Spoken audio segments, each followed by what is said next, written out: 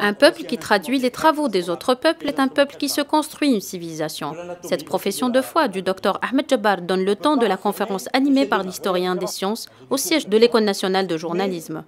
Ahmed Jabbar est un historien externaliste. Son approche consiste à étudier l'histoire à travers l'environnement de l'époque. Il faut faire l'histoire de ces espaces en fonction des époques.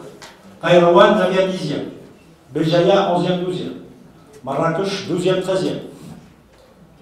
Cordoue, 10e, 11e, etc.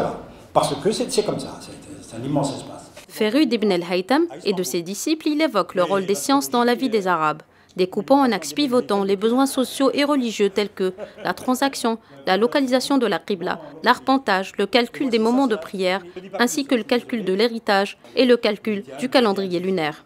La conférence, qui dira introductive sur le vaste sujet des sciences arabes, a permis de passer en revue quelques concepts quasi inconnus tels que la différence entre le savoir-faire et le savoir savant dans la construction et la transmission des sciences, et surtout sur le mode de circulation des sciences arabes vers l'Europe. Ibn Khaldoun, quand il a écrit son livre, qui fait 14 volumes, dont la seule Muqaddima fait 1000 pages, quand il a écrit, il n'y avait pas en Europe quelqu'un